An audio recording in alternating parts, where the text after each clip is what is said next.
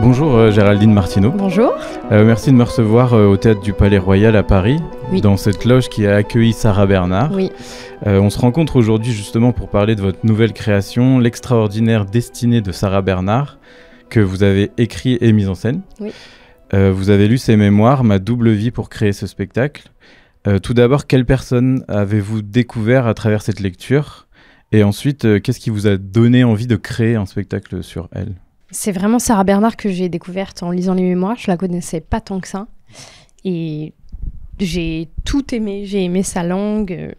J'ai aimé principalement aussi elle, vraiment, qu'elle ose tout, qu'elle soit aussi à prendre autant de risques, à s'écouter, à ne jamais se laisser rapetisser, à claquer toutes ses portes, à vivre une vie grande, Voilà, je la trouvais très avant-gardiste, très féministe, et très extravagante. Enfin, tout m'a plu là-dedans. Et l'épique aussi, le fait qu'elle parte en Amérique, le rapport à la famille, avec une mère un peu toxique.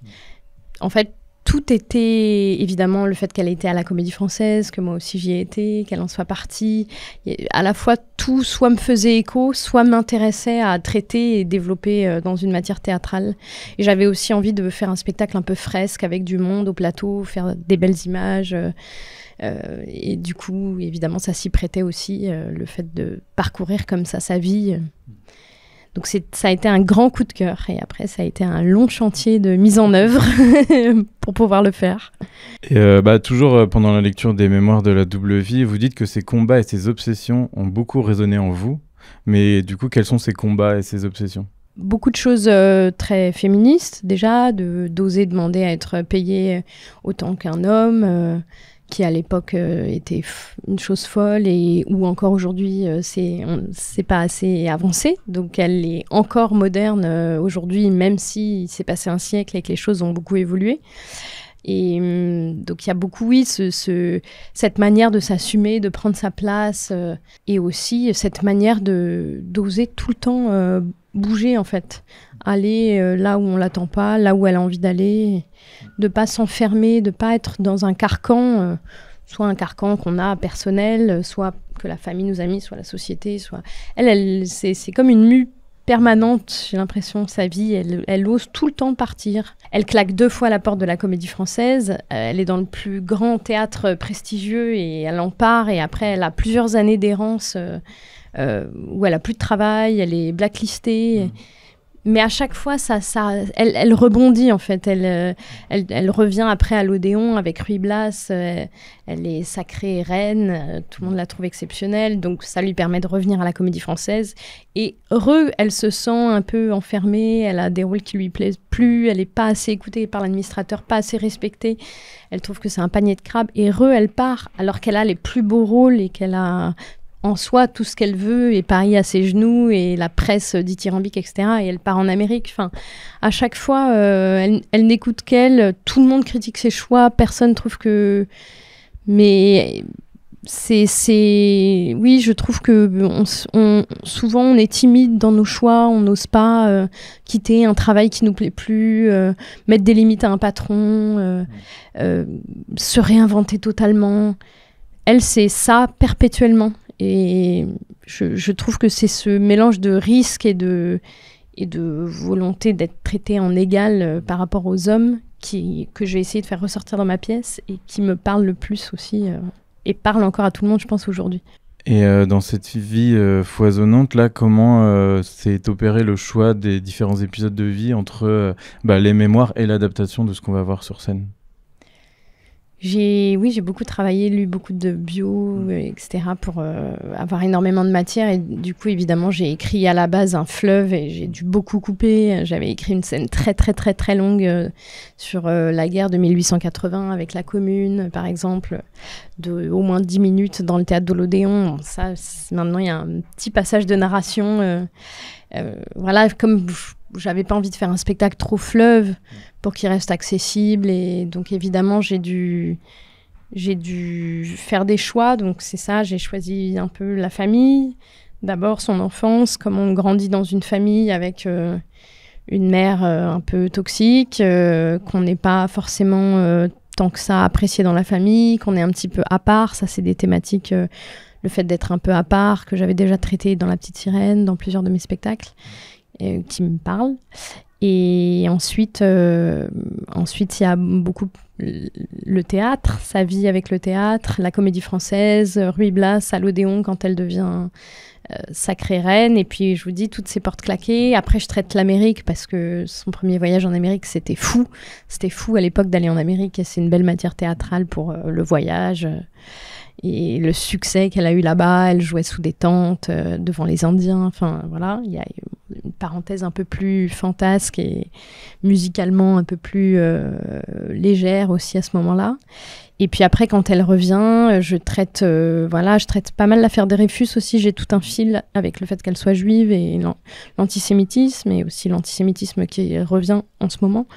Enfin, qui a peut-être jamais vraiment disparu, mais qui a quand même eu une grosse résurgence avec avec le conflit Israël-Palestine, etc. Et du coup, ça, c'est un film que j'ai aussi pas mal traité. Et puis, voilà, en filigrane, il y a toutes ces histoires d'amour aussi un peu ratées. Le fait qu'elle... voilà, c'est pas parce que... on est une reine et qu'elle est extraordinaire, qu'elle est aimée et qu'elle est au sommet, en fait, elle se met avec un gars qui se drogue, qui la trompe, qui peut-être la frappe, et elle est folle amoureuse de lui. Et enfin voilà, c'est pas parce que ça c'est des choses qu'on peut voir assez souvent. On a une vie extraordinaire et en fait, dans l'intimité, on n'arrive pas à forcément être aimé dans un endroit un peu sain. Donc voilà, et après, il y a aussi, évidemment, quand elle va diriger, à l'époque c'était le Théâtre des Nations, mais le Théâtre de la Ville actuel, qui a retrouvé le nom, Théâtre de la Ville Sarah Bernard, son apothéose avec l'Aiglon. Mais voilà, je vous dis, les fils, c'est le risque, le féminisme. Et on sent que c'est un travail très documenté, oui. Mais pas forcément que sur la vie de Sarah Bernard. Du coup, qu'est-ce qu'il y a comme autre chose que vous avez recherché pour travailler le spectacle ? Moi, j'ai dû vraiment me plonger de façon dans ce siècle, parce que je ne suis pas très très forte en histoire, donc j'ai dû, me plonger dans même la guerre de 1880, la Commune, la Première Guerre mondiale, l'affaire Dreyfus. Tout ça, c'est des événements que je traite et dont voilà, il fallait que je me renseigne plus. Et puis même la vie théâtrale de l'époque, Sacha Guitry, Lucien Guitry, ça c'est plus sur la fin de sa vie, l'arrivée du cinéma. Tout ça, j'ai lu beaucoup pour... même si parfois il en reste qu'une ligne ou juste une idée, une image, une caméra qui arrive, on finit à la fin sur le film La Voyante. Voilà, c'est le siècle qu'avance aussi. Et on a tous en tête, en tout cas on se l'imagine un peu, ce phrasé si particulier de Sarah Bernard sur scène. C'est une façon de jouer qu'on pourrait dire datée, un peu désuet. Comment vous avez travaillé ça avec Estelle Meyer qui joue Sarah Bernard ? Ce phrasé particulier. Ça, c'est vrai que je ne l'ai pas trop traité parce qu'aujourd'hui, on trouve ça insupportable comment elle jouait. Et du coup, j'ai pas envie qu'on la ridiculise parce que je pense qu'à l'époque, c'était extraordinaire, c'était avant-gardiste. Là, ça ne l'est plus, c'est vrai. Donc, j'ai plutôt travaillé sur la singularité d'Estelle, la voix d'Estelle, une manière de phraser aussi particulière qu'elle a. Mais j'avais pas envie, qu'on soit sur des choses datées, inaccessibles, où on se dise, parce que ça, c'est juste aussi des modes. Moi, je pense qu'elle est encore très moderne et très actuelle. Et voilà, donc j'ai pas envie de la ringardiser avec ça.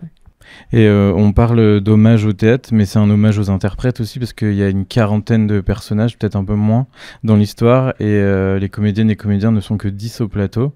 Comment ce travail sur le jeu s'est fait pendant les répétitions ? Oui, c'est ça, c'est foisonnant, ça demande une certaine virtuosité. Chaque acteur joue beaucoup de personnages. On a aussi des costumes différents, des perruques différentes, et en même temps rester dans la finesse de ça. Mais quand même qu'il y ait des personnages en couleur qui puissent arriver. Et voilà, j'ai une super équipe au plateau. J'ai que des acteurs formidables qui proposent beaucoup, qui sont très inventifs, qui sont très sensibles. Donc ça se fait encore tous ensemble. On cherche encore beaucoup, en fait. Comme c'est une matière que j'ai écrite et qui, du coup, est libre aussi, émouvante, on est encore en recherche là du spectacle. Il y a encore plein de choses qui bougent, qui se réécrivent. C'est ça, le texte n'est pas figé, quoi. Non, il n'est pas figé, ouais. ce qui est plutôt une chance et ce qui fait qu'on on a les mains dedans, on cherche, mais des fois c'est un peu vertigineux parce qu'on est tout le temps en train de le trifouiller et de changer des petites choses et du coup ça change les tops pour la technique, etc. Enfin, donc c'est un bon petit chantier, mais petit à petit il va aller au bout. Ah bah ça c'est sûr, on va aller au bout. Il le faut. Et pour rendre compte de cette époque-là, qui dans mon imaginaire et l'imaginaire collectif, j'ai l'impression était un peu fantasque, coloré, etc. Il y a une présence de musiciens sur scène. Oui. Quelle est la fonction de ces musiciens-là sur scène? Est-ce que c'est pour nous faire voyager ou enfin? J'avais très envie de mettre pas mal de musique dans ce spectacle. Je travaille souvent avec la musique, j'en ai mis dans tous mes spectacles. J'ai eu la chance de monter un opéra. C'est quelque chose que je tisse de plus en plus avec mon compositeur Simon Dalmet. Mais là, c'est la première fois que dans mes spectacles, je mets des musiciens sur scène. Et je trouvais que, et comme Estelle Meyer est chanteuse, c'était dommage de ne pas en profiter. Elle a écrit de très belles chansons aussi. Donc on tisse entre théâtre, chant, parfois musique instrumentale sur des scènes. Et voilà, c'est pas non plus du théâtre musical, mais c'est vrai que la musique a une place très centrale dans le spectacle. Pour souligner encore ce côté coloré de l'époque, que j'imagine comme ça, est-ce que ça a été un fil directeur pour la costumière Cindy Lombardi pour créer les tenues du spectacle? Colorées, etc. Oui, elle s'est beaucoup inspirée des vraies tenues de Sarah Bernard, de l'époque, et puis aussi on s'en est affranchi pour trouver un petit grain de folie, un langage à nous et une esthétique à nous. Mais oui, c'est plutôt très coloré et joyeux ce qu'elle a fait, Cindy, et très travaillé aussi, parce que c'est un travail sur mesure. Et il y a quelque chose qui m'a marqué entre les photos de vos précédentes créations et celle-ci.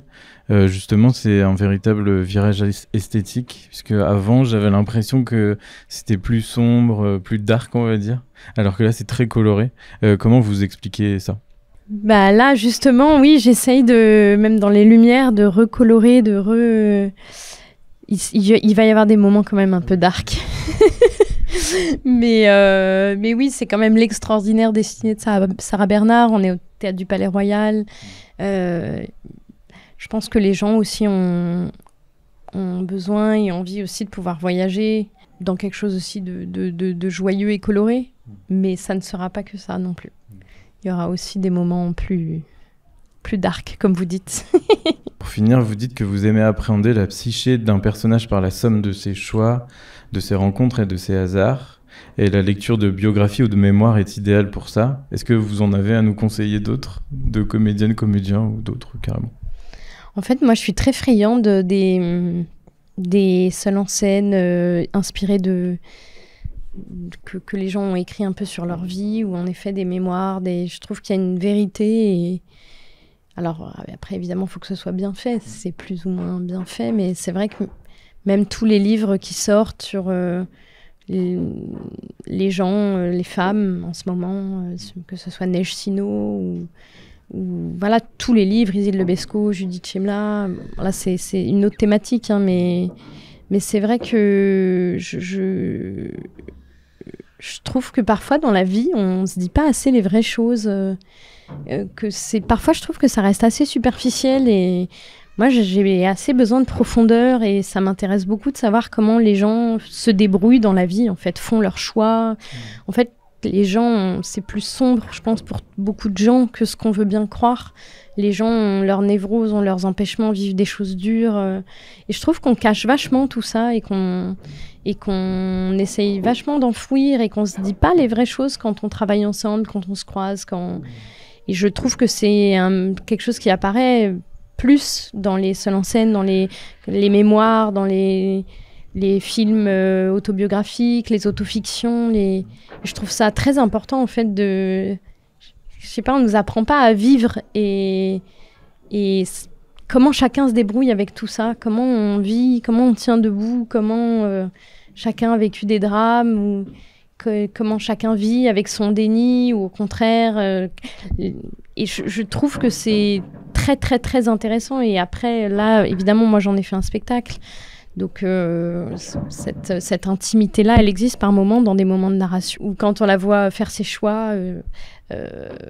Voilà, c'est vrai que je trouve ça important et c'est ce que j'aime beaucoup dans les biopics aussi, c'est qu'on voit comment les gens se sont construits. Qu'est-ce qui a fait qu'ils sont devenus ça? Quels choix, nos choix nous déterminent? Et moi, j'essaye de jamais regretter des choix, de juste dire « Ah, ok, j'ai fait ce choix-là, ça m'a amené là, d'accord », mais de comprendre ça, d'en parler, de l'analyser. Je trouve que voilà, c'est assez passionnant et du coup, c'est vrai que c'est la première fois que je fais une sorte de biopic fresque sur quelqu'un. Mais c'est pas pour rien, parce que ça fait 20 ans que je lis les histoires des gens, les journaux intimes des gens, les vies des gens. Oui, je trouve que c'est un peu ce qui ressort dans toutes les prises de parole féminines aussi. C'est le livre de Lolita Chama aussi, qui est très beau, sur le deuil de son enfant qui est mort au bout de seulement quelques jours. Tout ça, en fait, c'est des drames que tout le monde vit tout le temps et dont on parle peu. Et je trouve ça important de les voir au plateau, de les lire dans des livres, de les voir au cinéma. Et donc là, mon spectacle, il est coloré, mais vraiment pas que. Je traite aussi la mort de toute sa famille. Je traite ce mari qui se drogue, qui la trompe, qui la frappe. Je traite aussi de choses plus douloureuses.